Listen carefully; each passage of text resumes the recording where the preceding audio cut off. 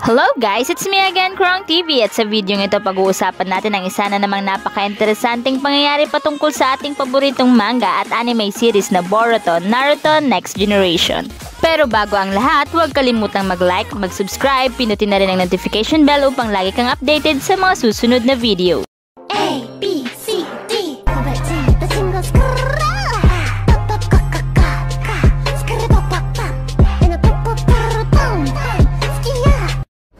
Sa videong ito pag-uusapan natin ang pagkamatay ni Boruto at ang posible nilang gawin kung paano nga ba siya mabubuhay. So ito na nga guys, may inilabas na ng spoiler patungkol sa kung ano ang susunod na mangyayari sa Boruto series. At ang nakakagulat dito guys ay ang pagkamatay nitong si Boruto, kung saan ay ang mismong pumatay sa kanya ay si Kawaki. Hindi nga natin inaasahan itong si Kawaki ang gagawa nito sa kanya. Kasi oo, sa time skip makikita natin silang naglalaban, pinaglalaban nila ang kanilang sariling mga paniniwala. Pero sa nangyayari sa ngayon sa Boruto, napakahirap paniwalaan na itong si Kawaki mismo ang papatay kay Boruto, kasi kita naman natin kung gaano katatag ang samahan ng dalawang ito kahit hindi sila tunay na magkapatid. Dahil nga sa lumabas na ang leak ng chapter 66 ng Boruto, talagang nakaramdam tayo ng takot at paghihinayang, kasi 'di ba? Bihira naman mangyari ang ganitong eksena, kasi usually ang bida ang talagang natitira sa laban. Tingnan nyo naman si Carlo, di ba? Ilang beses na nga siyang tinangkang patayin, pero tingnan nyo naman, buhay na buhay pa rin siya. Kaya naman, napaka-unpredictable talaga ng ginawang ito ni Kishimoto. Hindi natin inaasahan na ganito niya kaagang papatayin ang karakter ni Boruto. Pero parang ang mangyayari dito guys ay parang ang nangyari doon sa Dragon Ball, kasi 'di ba ilang beses na rin na namatay si Goku pero still nabubuhay pa rin siya. So bakit nga ba nagawang patayin ni Kawaki itong si Boruto, samantalang sa mga nakaraang chapter makikita natin doon na ayaw ni Kawaki na madamay at masaktan si Boruto? I admit na meron silang pagtatalo, pero this is not the main reason, or this is not enough reason para patayin niya si Boruto. Kahit pa ngayon na may bagong karma seal na si Kawaki, kasi kahit meron siya nito, hindi naman siya pinoposes ni Ishiki kundi nagagamit lang niya ang kapangyarihan ni Ishiki. So para malaman natin guys, ikukwento ko sa inyo ang nilalaman ng leak or yung spoiler ng chapter 66 ng Boruto. So ayon nga kay Organic Dinosaur, ang chapter 66 ay mayroong pamagat na kill or be killed. So ayun nga, sa lumabas na leaks or sa spoiler ng Boruto Naruto Next Generation chapter 66, ito ay patungkol nga sa na-activate na ni Kawaki ang karma at kung ano ang kapangyarihan nito.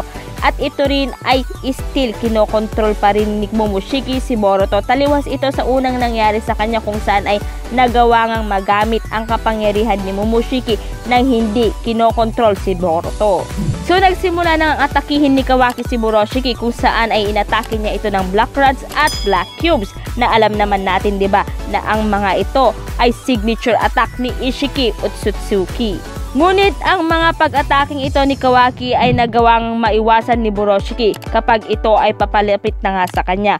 Ngunit hindi nga dito nagtatapos ang laban ng dalawa. Patuloy ngang nagpapalitan ng pag-atake ang dalawa, habang ang lahat ng nasa paligid nila ay nag-aalala, natatakot at syempre nagugulat dahil sa mga nangyayari. Dahil nga sa mga hindi kapanipaniwalang pangyayari, tinanungan ni Naruto si Kawaki sa kung hanggang kailan niya ito gagawin, dahil ayon sa kanya, gagawin niya kung ano ang nararapat gawin para sa kanyang kapakanan. Muli ay nagtangka nga si Momoshiki na atakihin si Kawaki habang ito ay nakikipag-usap kay Naruto. Ngunit nagawa pa rin itong pigilan ni Kawaki. So dahil patindi ng patindi ang laban guys, muli ngang gumawa ng pag-atake itong si Kawaki.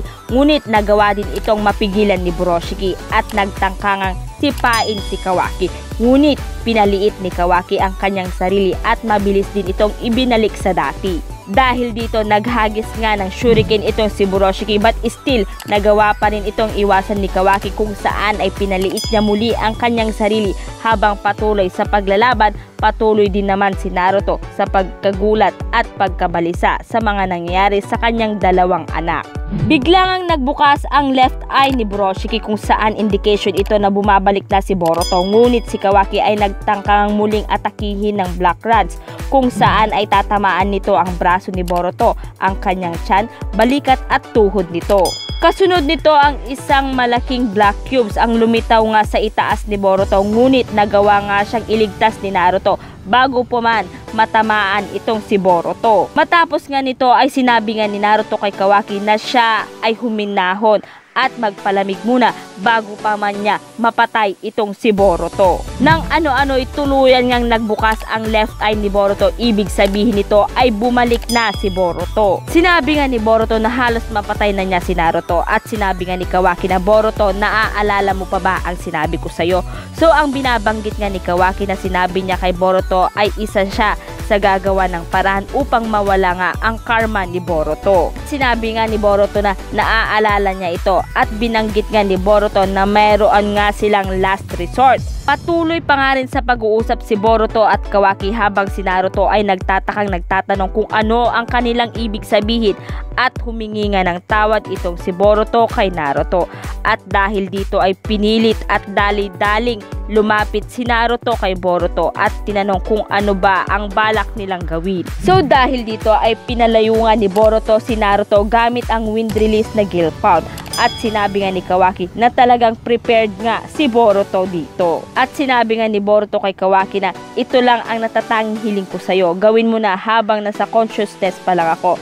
Kill me, brother. So hiniling ni Boruto na patayin siya ni Kawaki. So dahil dito, muli ay nagkaroon ng 3 triangle sa mata si Kawaki.